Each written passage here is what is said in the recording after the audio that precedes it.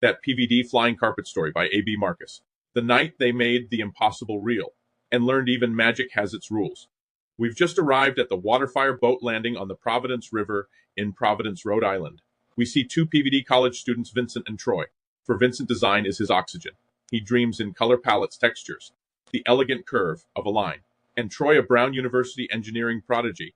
They were an unlikely pair, drawn together by a shared thirst for new design and the technologically impossible. For Troy, equations were his playground, circuits his paintbrushes. He saw the world in algorithms, potential energy waiting to be unlocked. While Vincent, with his boundless imagination, sketched fantastical devices on napkins. Troy rounding those dreams with logic, scribbling calculations in the margins. Two overachieving college students bond, solidified over late-night coffee in RISD and Brown University Tech and Design Labs. A shared passion for pushing boundaries, for transforming dreams into reality, and their most ambitious project yet. A secret they guarded fiercely. A flying magic carpet. You heard that right. A carpet that flies. You see, Vince's grandfather, a rug weaver in a faraway land, had instilled in him an appreciation for the artistry of carpets. Their intricate patterns, the mysterious stories woven into each thread. It was this legacy that sparked Vince's idea of magic carpets. Vincent, we're not living in a fairy tale, Troy said. But Vincent's infectious enthusiasm, coupled with a surprisingly sound theory involving electromagnetic manipulation, slowly chipped away at Troy's doubts and concerns. So they spent months hunched over schematics in their dorm rooms, transformed into makeshift workshops. A unique blend of ancient craftsmanship and cutting-edge technology began to take shape. With a traditional Persian rug. Embedded within its fibers were miniature LED diodes. Troy's genius lay in programming these diodes to interact with a complex system of vector magnetic reverse pattern charges sealed beneath the rug surface. Jenny, Troy's girlfriend, arrived with their little Boston Terrier Gracie with a single red rose in her hand. Jenny was worried for Troy and Vincent, but wanted to be there to see this amazing feat. Jenny put the rose in Troy's lapel and gave him a kiss for good luck. The air hummed with anticipation around the Providence River. A shimmering ribbon reflecting the night-time streetlights flowed serenely beside the waterfire boats, usually bustling with tourists, but now in the dark. At 4:20 a.m. it stood empty, cloaked in the tranquility of twilight. The ideal backdrop for their maiden voyage. Months of work, countless sleepless nights had culminated in this moment. The intricate patterns seemed to shimmer with an almost ethereal glow. Vincent's heart pounding, a frantic rhythm against his ribs, unrolled the rug with reverence, while Troy ran a final diagnostic check. On his laptop, a symphony of beeps and whirs emanating from the device. A green light blinked, signaling their readiness. He took a deep breath, a moment of rare excitement. The air crackled with unseen energy. The LEDs embedded within the carpet's fibers began to pulse with a soft, rhythmic glow, bathing the surroundings in an otherworldly light. A low hum, barely audible at first, began to build, resonating in their chests, anticipating a journey above the skyline.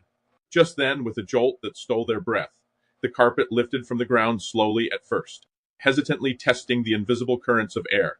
Then whoosh, with a surge of power, it shot skyward, leaving behind the mundane world below. The city unfolded beneath them, a breathtaking panorama of twinkling lights and distant sounds. Suddenly they could see the majestic dome of the Rhode Island State House, and the shiny new golden Independent Man glowing on top, a beacon against the velvety night sky. And then there was the graceful arch of the Van Leaston pedestrian bridge, reflecting the city's vibrant energy. Laughter bubbled up. Troy stretched out his arms, feeling the wind caress his face, exhilaration coursing through both their veins. They had done it. Defied gravity, soared above the limitations of their earthly existence. Troy's initial apprehension, replaced by a grudging sense of awe, as he pointed their courageous carpet towards the east. The first rays of dawn began to paint the horizon, the hues of gold and crimson, a breathtaking spectacle. From their amazing aerial viewpoint, even Troy, a man of logic and reason, couldn't help but feel a sense of wonder. But suddenly, whispers on the wind. A glimpse of the price, as they soared higher in the air, grew noticeably colder. The wind, once a gentle caress, now whipped at them with icy fingers, carrying whispers that sent shivers down their spines, but the whispers weaving themselves into the fabric of their exhilaration. These whispers spoke of a price to be paid, a delicate balance disrupted. For every action, a reaction.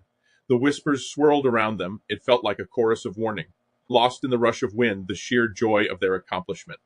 But something in Vincent's chest tightened. He glanced at Troy, his friend's face illuminated by the dancing lights of the city below. Did he hear the whispers too, or was Vincent's creative imagination always so vivid, playing tricks on him. Vincent pushed the unsettling feeling aside, choosing to focus on the magic of the moment. Their creation, born from dreams and fueled by the relentless pursuit of innovation, had taken flight. They were pioneers, modern-day Icaruses, but hopefully with a firmer grasp on the reins of their ambition. Or so, they believed the shadow of wonder. A bittersweet descent as the first rays of sunlight began to bathe the Providence cityscape in a warm glow. Reluctantly, they guided the carpet back towards the water-fire boat landing. Their first incredible flight, a testament to human ingenuity, was coming to an end. But those whispers of the impossible. Something had shifted. The world seemed different, imbued with a newfound fragility. Just then, Troy looked down at the single red lapel rose that Jenny placed there just before the ride. It was now suddenly wilted, most of the rose petals lying on the rug surface. Just before their voyage, vibrant red petals now faded and brittle, crumbling at the slightest touch. A symbol, perhaps, of the hidden cost of their design adventure. A reminder that some lines are not meant to be crossed. The whispers no longer whispers, but chilling certainty echoed in their minds. Magic once unleashed exacts an unknown toll. Sure, they had defied gravity, tasted the sublime. But the wilted rose served as a startling reminder and a warning. Their incredible aerial journey had just begun, but it was now shrouded in a shadow of wonder and a growing sense of unease. The end.